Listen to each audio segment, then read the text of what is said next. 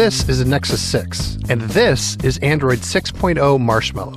It's a whole new operating system from Google, and it's coming to your Android phone. Eventually. This year's update to Android includes a whole lot of little things and one potentially huge thing. It's called Now on Tap, and it basically lets any app ask Google anything from anywhere automatically.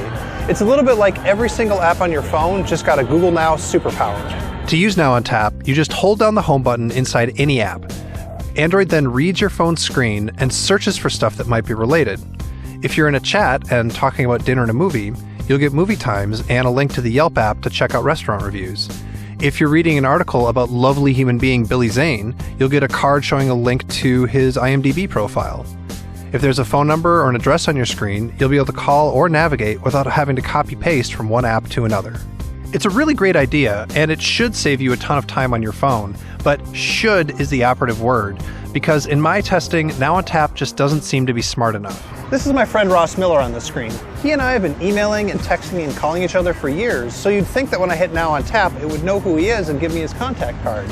But nope, that is definitely a different Ross Miller. And that's the thing about Now on Tap right now. It should be great, but it's actually a little bit frustrating. It's a little bit like the early days of Siri when she got more wrong than she did right, and you just kind of learned to stop using her. Now, Google can fix all of these problems, and hopefully it will eventually, but for right now, it's just kind of a crapshoot. Then there's all the little things in Android Marshmallow, and every single one of them is a nice improvement. It starts with the Google Now launcher, which has a smarter app drawer that gives you app recommendations right up at the top, super fast scrolling to any letter, or you can quickly search by holding down the app drawer button. The new, kind of cartoony Google logo is a little cartoony, but otherwise the design here is a nice, subtle evolution from what we had before. The next biggest change is battery life, and no, you're not going to magically get way more, but you are going to see some improvements. There's a new thing called Doze that shuts apps down when your phone or tablet is just sitting on a table. It helps keep it alive when you pick it up hours or even days later.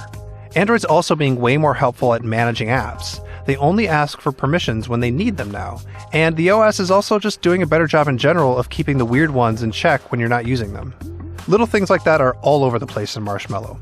My favorite new one is the share sheet, which puts the people you send stuff to above all of the apps. The volume sliders make more sense now, and Do Not Disturb has been shuffled to a way less annoying place. Oh, and the cut-copy-paste buttons are way better too. Google basically decided to just do it the way the iPhone's always done it. And that's Marshmallow in a nutshell. It's not a huge change, it's just a little bit smarter, and it's softened a lot of Android's rough edges.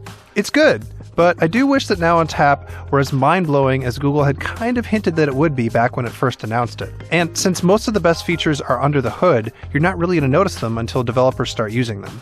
But really, all of these features just plain aren't going to hit your Android phone anytime soon.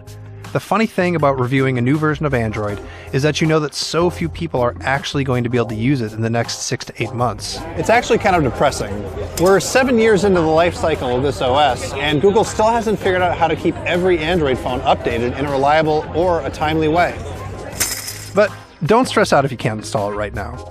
Even though Marshmallow is Android 6.0, for an end user it feels more like 5.3.